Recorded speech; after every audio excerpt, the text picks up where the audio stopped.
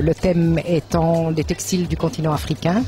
Les dessins s'entrecroisent et s'entrechoquent, donc c'est la première année qu'on fait un patchwork aussi difficile, et donc vous voyez ils sont d'ailleurs un tout petit peu ralentis au niveau parce qu'ils doivent se concentrer pour mettre ces fleurs, parce que parfois quand les dessins sont très grands c'est beaucoup plus facile parce qu'il y a des grandes taches de couleur, et là en fait c'est beaucoup plus raffiné, beaucoup plus petit, donc ils vont mettre un peu plus de temps.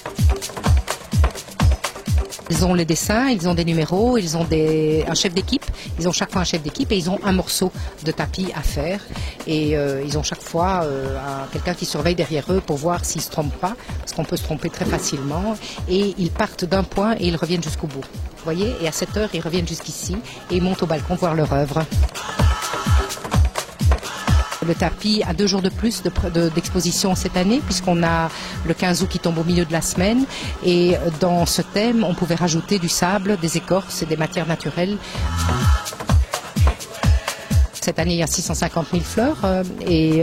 c'est un peu lourd à organiser, mais on a un petit scoop, c'est qu'à partir de l'année prochaine, les années impaires, on décore avec les Floralies gantoises l'hôtel de ville de Bruxelles.